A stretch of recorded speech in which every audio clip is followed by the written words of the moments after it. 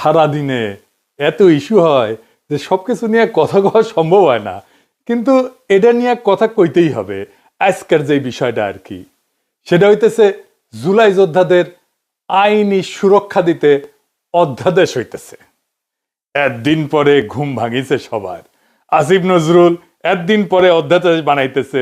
কামটা তো খুব ভালো হচ্ছে তাই না, ভালো করিচ্ছে তাই না, খুবই ভালো কাজ করছে।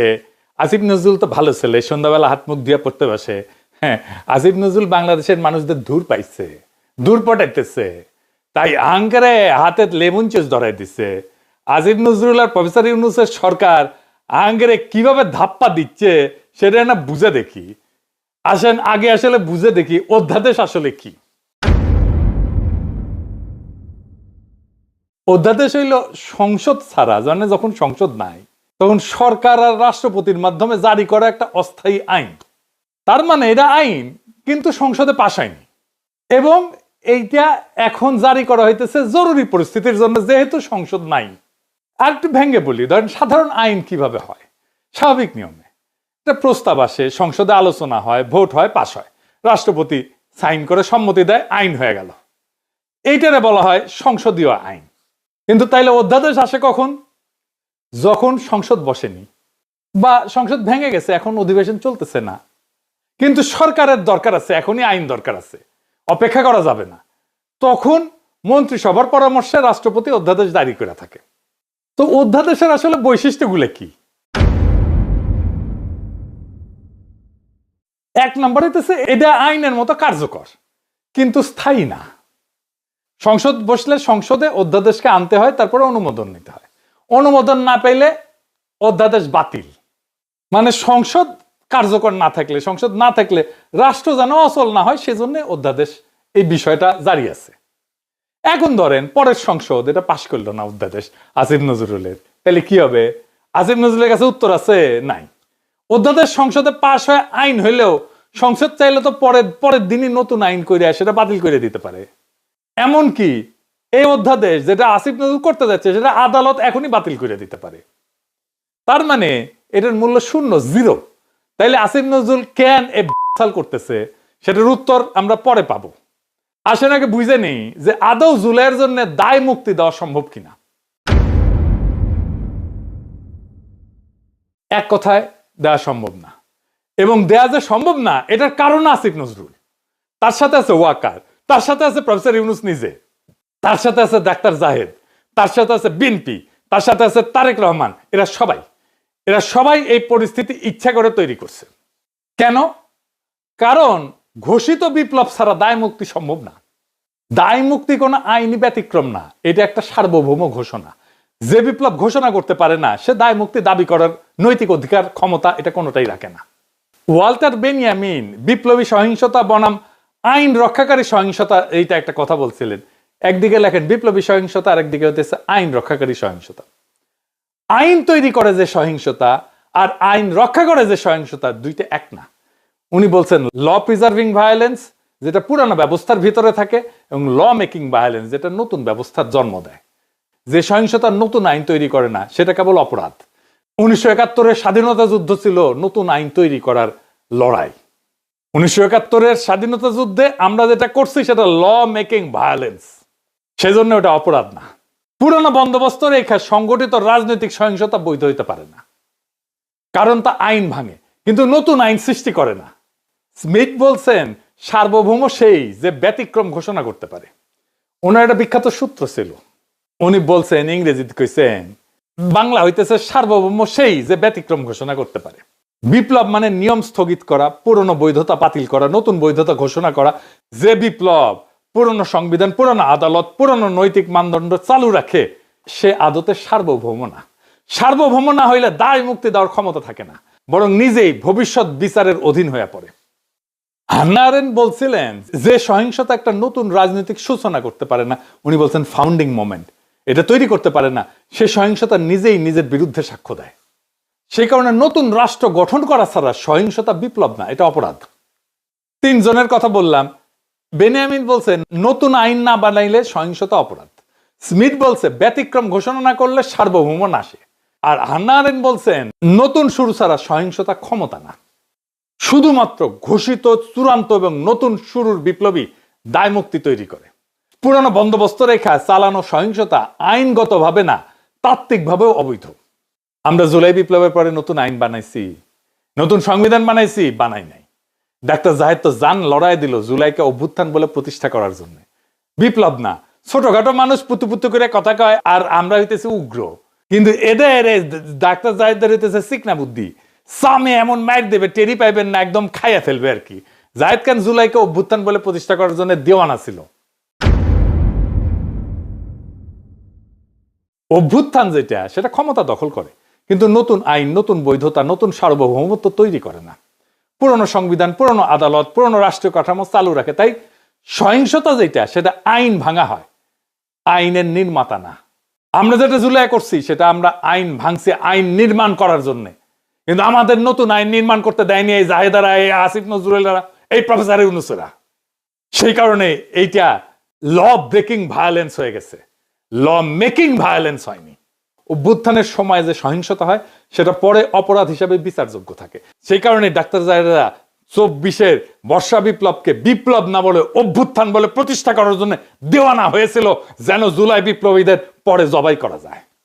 তার মানে এই জাহিদারা তাই চাইছে যা আওয়ামী লীগ চাইছে। আওয়ামী লীগ আর হাসিনা যে পুলিশ হত্যা আর সহিংসতার কথা বলে, জুলাই যোদ্ধাদের ফাঁসি দিতে চায়, তার তাত্ত্বিক ভিত্তি তৈরি করে দিচ্ছে এই জাহেদ, এই সামে সিকনে, এই সিকনা বুদ্ধির লোকটা। আপনাদের জিজ্ঞেস করা উচিত, তাকে ধরা উচিত। এই কাম কেন করছিলেন? মাদিরে যে পুলিশ ধরে, সে বৈধতা দিচ্ছে জাহেদ। দায় মুক্তি বাংলাদেশের ইতিহাসে একবারই হয়েছে, সেটা 1971-এর পরে। কারণ ওইখানে আমরা নতুন শুরু করতে পারছিলাম, ওইখানে লড়াইয়ের বিজয়ী ছিল আমাদের বৈধতা। এইখানে আমরা বিজয়ী হয়েছি, কিন্তু আমরা আমাদের বৈধতা তৈরি করতে পারিনি, নতুন শুরু করতে পারি নাই। সেই কারণে দায় মুক্তি দেওয়া সম্ভব হবে না, যতই বলুক আসিফ নজরুল। তাইলে আসেন, আসিফ নজরুল কেন এই অধ্যাদেশ করতে এত ব্যস্ত? কারণ হইতেছে আসিফ নজরুল নিজে দায় মুক্তি চাইতেছে। সে জানে সে কি আকাম করিছে। কি আকাম করছে জানেন? দেশ যখন একটা বিপ্লবী সন্ধিক্ষণে, যখন আমরা নতুন রাষ্ট্র তৈরি করব, হাসিনা পলাইছে, সেই সময় সে ওয়াকার আর বিএনপির সাথে মিলে পুরা বিপ্লবটাকে লাইনচ্যুত করছে। বিপ্লব ওই রাতেই শেষ। তারপরে ধৈরা ধৈরা বিপ্লবের সাথে সম্পর্কহীন বুড়াগুলাকে উপদেষ্টা বানাইছে, সংবিধান সমুন্নত রাখছে, ওয়াকারকে রাখছে, চুপ্পু করে রাখছে। আমরা সেকেন্ড রিপাবলিক করব বলছিলাম, নতুন রাষ্ট্র করব না, উই বেশি বোঝে, উই একাই বিপ্লবের স্টেক হোল্ডার। আমি ওরা জিজ্ঞাসিলাম যে আপনার যে নাচতে নাচতে ওয়াকারের গাড়ি চড়িয়া ক্যান্টনমেন্টে গেলেন, কোন ক্যাপাসিটিতে গেছিলেন? কয় পলিটিক্যাল পার্টির বাইরে যে সিভিল সোসাইটির অংশ আছে সেই হিসেবে গেছি। আমি কইলাম ভেরি গুড। তাইলে এখন বলেন, ওই যে কয়দিন ঘুটু করলেন, সিভিল সোসাইটির কার সাথে কথা বলে ঘুট্টুটা করেছেন? কার সাথে পরামর্শ করছেন? আপনি একা হারকিউলিস হয়ে গেছেন কেন? আপনি কারোর সাথে কথা বলেন না কেন? কার সাথে আলাপ করছেন? কারোর সাথে আলাপ করে নাই। আপনা হাত জগন্নাথ, নিজে যা ভালো বুঝিছে তাই করিছে। একটা সাক্ষাৎকারে দেখলাম আজিম নজরুল কইতেছে তার বাসায় বসে ছাত্ররা উপদেষ্টা বানাইতেছে, সে মাঝে মাঝে পরামর্শ দিতেছে, কইতেছে এখন কেমন লাগে? সচিবেরা কথা শোনে না, পুলিশেরা কথা শোনে না, পাবলিক শোনে না কথা, কোথাও গেলে পাবলিক আটকায় ফেলে, ভুয়া ভুয়া স্লোগান দেয়।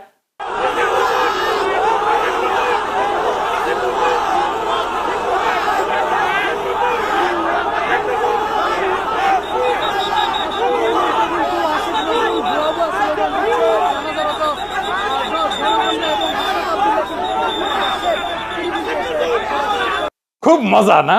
হ্যাঁ, এখন তো এগুলো শুনিচ্ছেন, এরপরে পাবলিক থাপড়াবে ধরে রাস্তায়, রাস্তার থাপড়াবে। ওই সময়টাতে ঠিক হয়েছে সংবিধান সমুন্নত রাখতে হবে। ওই যখন ঘুটু করে ইচ্ছে সংবিধান সমুন্নত রাখলে 2024-এর লড়াই, বিপ্লব, বিপ্লবী সহিংসতা সব অবৈধ হয়ে যায়। বৈধ হয় হাসিনার খুন করা, ছাত্রলীগের গুন্ডামি, পুলিশের গুলি, সব বৈধ হয়ে যায়। কারণ সরকারের বিরুদ্ধে বিদ্রোহ তারা নিয়ন্ত্রণ করতেছে। এই কাজ করছে আসিফ নজরুল, এই কাজ করছে জাহেদ, এই কাজ করছে বিএনপি, এই কাজ করছে তারেক রহমান, এই কাজ করছে প্রফেসর ইউনূস। নিজে আইনের লোক হইয়া আসিফ নজরুল ওই 3 দিনে ছাত্রদের সাথে বৈশা উপদেষ্টা পরিষদ বানাইতেছে, আর ওই প্রসেসের মধ্যে দিয়ে ওই ছাত্রদেরই মৃত্যু পরোয়ানা লিখতেছে আসিফ নজরুল। এখন অধ্যাদেশ বানায় লেবেন চুজ ধরায় দিতেছে। এই অধ্যাদেশ বালটা করবে। 1975-এ যারা সোহরাওয়ার্দীর বডিগার্ডের ফুটা করেছিল, তাদের জন্য সংবিধানে ইনডেমনিটি দেওয়া হয়েছিল, কাম হয় নাই। 1975-এর ওই বিপ্লবী ঘটনার পরে যেই দল বিএনপি ক্ষমতা আসছে তারাই কর্নেল ফারুক, বজলুল হুদাকে, শাহরিয়ারকে তুলে দিচ্ছে আওয়ামী লীগের হাতে যেন ফাঁসি দিতে পারে আওয়ামী লীগ তাদের জেলে ভরে, রায় হয় নিম্ন আদালতে, আপিল চলতেছিল। খালেদা জিয়ার আমলে খালেদা জিয়ার সরকার এদের সবাই ছেড়ে দিতে পারত, আইনসঙ্গত ভাবে ছেড়ে দিতে পারত আপিল নিষ্পত্তি করে। কিভাবে জানেন? আসেন একটু বুঝে দেখি। আদালত রায় দিছিল ফায়ারিং স্কোয়াডে মৃত্যুদণ্ড। বাংলাদেশের সিভিল আদালতে ফায়ারিং স্কোয়াডে মৃত্যুদণ্ডের বিধানই নাই। রাষ্ট্র বা আদালত যদি এমন কোন পদ্ধতিতে মৃত্যুদণ্ড কার্যকর করে যেটা কোনো বিধানে নাই, আইনে নাই, যে পদ্ধতিটা আইনে লেখা নাই, তাহলে এটা টেকনিক্যাল ভুল বা কাগজপত্রের গলদ হিসাবে থাকে না। এইটা তখন সংবিধান ভাঙার বিষয় হয়ে যায়। কারণ বাংলাদেশের সংবিধান বলছে মানুষকে শাস্তি দিতে হইলে সেটা আইনের ভেতর থেকে দিতে হবে, আর্টিকেল 31। আর মানুষের জীবন কেড়ে নেওয়া যাবে শুধুমাত্র আইনসম্মত প্রক্রিয়ায়, আর্টিকেল 32। এই সীমা লঙ্ঘন করলে দুইটা কথা পরিষ্কারভাবে বলা যায়, মানে বিচারটা সংবিধানের চোখে বৈধ থাকে না। রাষ্ট্র নিজেই আইনের সীমা পাড়ায় গেছে, আইন যে ক্ষমতা দেয়নি সেই কাজ রাষ্ট্র করছে, এটা করতে পারে না। আইনের বাইরে যায় মৃত্যুদণ্ডের এমন কোন পদ্ধতিতে মৃত্যুদণ্ডের আদেশ দেওয়া মানে এটা শুধু ভুল না, এটা রাষ্ট্রের অবৈধ কাজ, আদালতের অবৈধ কাজ। খালেদা জিয়ার সরকার কিছুই করে নাই, আপিলের কাজ বন্ধ করে রাখিছিল। হাসিনা আইসা সামে সবাই ফাঁসি দিয়ে দিছে। এই হাসিনা পলানোর পরেও প্ল্যান ছিল এইটাই যে বিএনপি আর ওয়াকার সামে তুলে দিবে জুলাই বিপ্লবীদের আওয়ামী লীগের হাতে।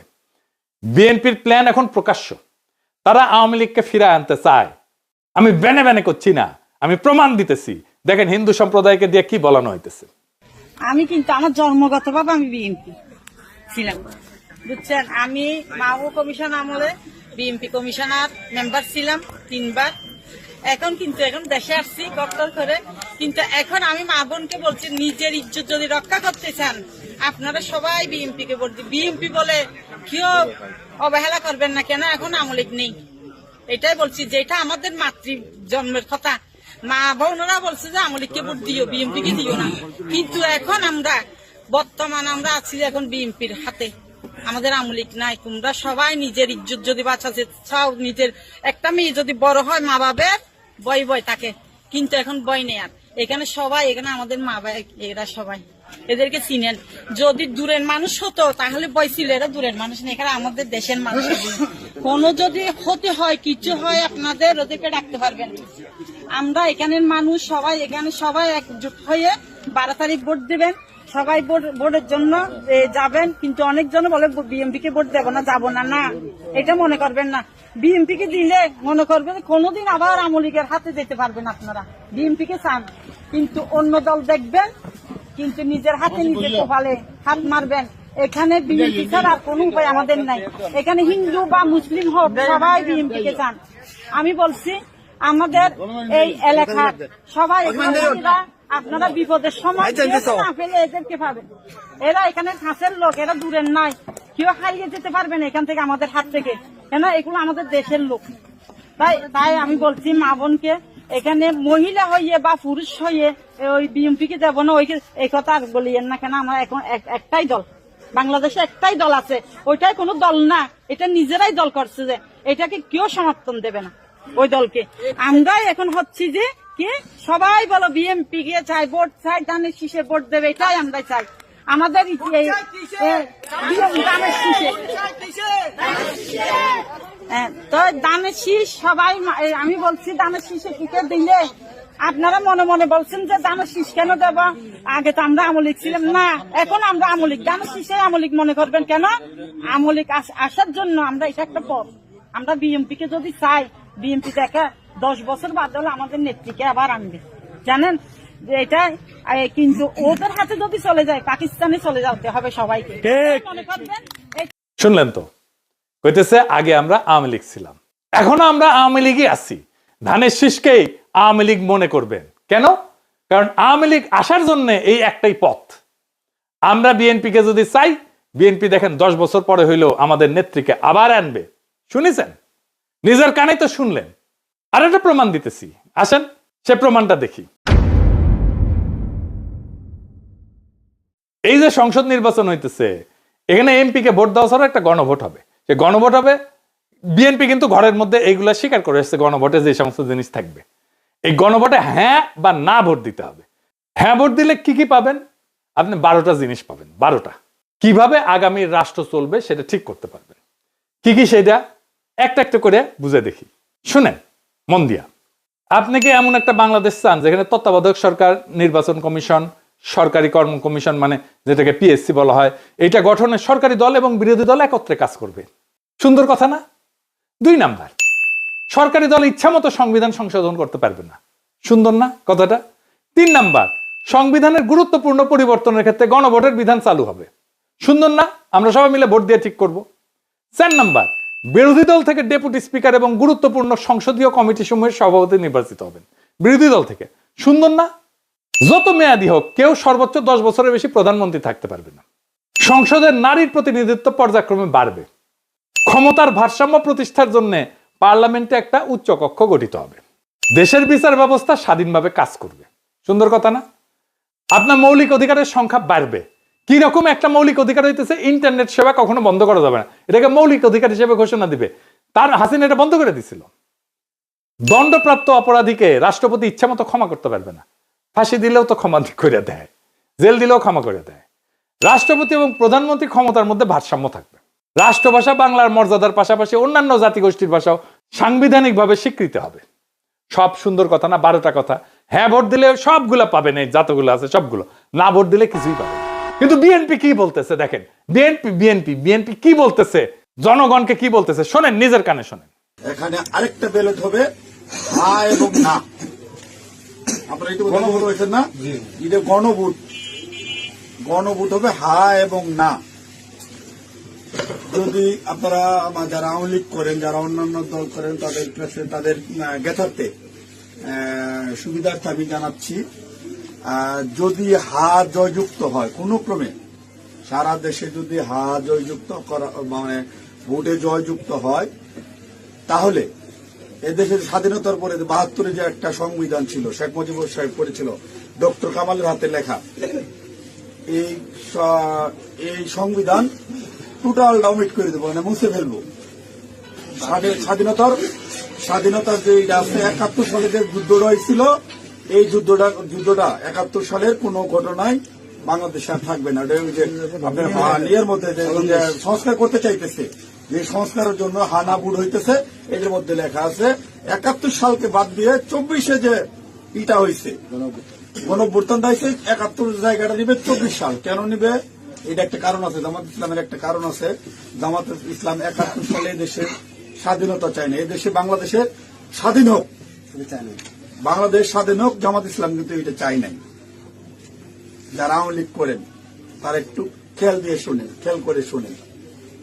যদি হা জয়যুক্ত হয় তাহলে আওয়ামী লীগ কিন্তু এখন মানে কি জানি প্রজ্ঞাপনের মাধ্যমে আপনার স্থগিত হয়েছে, আওয়ামী লীগ নির্বাচনে অংশগ্রহণ করতে পারবে না। যদি হা জয়যুক্ত হয় তাহলে আওয়ামী লীগ একবারে আর কোনো মিটিং টিটিং হবে না, মিটিং টিটিং সংসদে কোথাও উঠবে না। ওই হার মধ্যে এই লেখা আছে আওয়ামী লীগ নিষিদ্ধ। এই যে 24 সালে গণহত্যার জন্য আওয়ামী লীগ কিন্তু নিষিদ্ধ হয়ে যাবে আপনাদের ভোটেই। যদি হাতে ভোট দেন, হাতে ভোট দিলে আপনার 16 ডিসেম্বর থাকবে না, 26 মার্চ থাকবে না। আপনার 71 সালের যে যুদ্ধ করতে মা বোনেরা ইজ্জত দিচ্ছে, 30 লক্ষ মা বোনের ইজ্জত দিচ্ছে, এটা থাকবে না। অর্থাৎ আপনারা যারা আওয়ামী লীগ করেন দয়া করে আপনারা না ভোটের জন্য হলো, আওয়ামী লীগের তো আমরা আসলে বিএনপি হইতেছে উদারপন্থী রাজনৈতিক দল। আমরা বিএনপি চাচ্ছি সকল দল মিলে একটা দেশে নির্বাচন হোক, সকল এবার না হোক, সামনে যেন সকল দল একটা নির্বাচন অংশগ্রহণ, 5 বছর পরে যেন সকল দল নির্বাচন অংশগ্রহণ করতে পারে। আপনারা আপনাদের যারা আওয়ামী লীগ করেন, আপনাদের দল রক্ষা করার জন্য আপনাদের কেন্দ্রে যাইতে হবে, ঠিক আছে? আপনাদের কেন্দ্রে যাইতে হবে, আপনাদের দল রক্ষা করার জন্য, না ভোট দেওয়ার জন্য, হইলে সার্বভৌমত্ব দেশ রক্ষা করার জন্য 71-কে ফিরিয়ে, মানে 71 যেভাবে আছে স্বাধীনতা যুদ্ধটার ইতিহাস আছে, এই ইতিহাসটা রক্ষার জন্য হইলেও যারা না ভোট দিবেন, যারা আওয়ামী লীগ করেন, আপনাদের কেন্দ্রে অবশ্যই যেতে হবে। কেন্দ্রে যদি আপনারা আপনাদের দলকে রক্ষা করতে যান, যেহেতু এবার আপনাদের নাই কোন নমিনেশনের, আওয়ামী লীগের কোন প্রার্থী নাই, দয়া করে সেক্ষেত্রে আপনাদের কাছে আমাদের অনুরোধ, যারা আওয়ামী লীগ করেন, বিএনপির তো আপনারা ভোট আমাদের দিবেনই, ঠিক আছে, যারা বিএনপি করেন ওরা তো আমাদের ভোট দিবেন। না ভোট দেওয়ার জন্য যারা কেন্দ্রে যাবেন, আপনাদেরকে যেতেই হবে, আপনাদের অস্তিত্ব রক্ষার জন্য, আওয়ামী লীগ রক্ষার জন্য হলেও আপনাদের কেন্দ্রে যেতে হবে। শুনেছেন? তার মানে বিএনপির ঘুরে ফিরে আওয়ামী লীগকে ফিরে আনতেই চায়। তারা অনেক আগে থেকে বলতেছে কিন্তু আওয়ামী লীগ নির্বাচনে আসুক। শুনেন। তবে আওয়ামী লীগের প্রধান প্রতিদ্বন্দ্বী বিএনপি চায় দলটি নির্বাচনে আসুক, নির্বাচনটি হোক অংশগ্রহণমূলক। আমরা আশা করব যে এই নির্বাচনটি পার্টিসিপেটরি হবে, সকলের জন্যই দ্বার উন্মুক্ত, জনগণ যাদেরকে সুযোগ দিবে তারাই দায়িত্ব পাবে। আমরা কামনা করি প্রত্যেক রাজনৈতিক দল এই নির্বাচনে অংশগ্রহণ করুক, কাউকে বাদ দেওয়ার হলে জনগণই বাদ দিয়ে দেবে। যখন জনগণের বিরূপ প্রতিক্রিয়া হয়েছে তখন বলে এইবার না আসুক, বিএনপি ক্ষমতা আসলে আওয়ামী লীগ ফিরবে, পরের বার ফিরবে। বুঝিস? ঐক্যমত কমিশনে আইসা বলে আমরা সংস্কার চাই, আর কর্মীদের বলে না ভোটের ক্যাম্পেইন করতে। কি রকম জাউরার জাউরা, কি রকম খাইস্টার খাইস্টা, কি রকম ভন্ডের ভন্ড। এটাই আসল প্ল্যান। এই প্ল্যান হইতেছে গ্র্যান্ড প্ল্যান, আওয়ামী লীগকে ফেরানোর প্ল্যান। এইবার ভোটে যদি বিএনপি জিতে তাহলে আওয়ামী লীগ ফিরবে, লিগে রাখতে পারেন। এটা তো আমার কথা না, আপনারা তো বিএনপির লোকদের মুখে শুনলেন, তাই না? আপনি আসলে ধানের শীষে ভোট দিতেছেন না, আপনি ভোট দিতেছেন নৌকায়, আপনি ভোট দিতেছেন হাসিনা রে, আপনি ভোট দিতেছেন ফ্যাসিস্ট রে, আপনি ভোট দিতেছেন ভারপ্রাপ্ত আওয়ামী লীগ রে, বিএনপি রে না। যারা আওয়ামী লীগ রে ফিরে আনতে চান তারা ধানের শীষে ভোট দিতে পারেন। আমরা বলবো নৌকার ধানের শীষ দুই সাপেরই একই বিষ। এই দুইটারেই বাংলাদেশ থেকে হটাইতে হবে, এই দুইটারে ক্ষমতার আশেপাশে আসতে দেওয়া যাবে না। এটাই আমাদের আগামীর বাংলাদেশ গড়ার শপথ হোক। ইনকিলাব জিন্দাবাদ।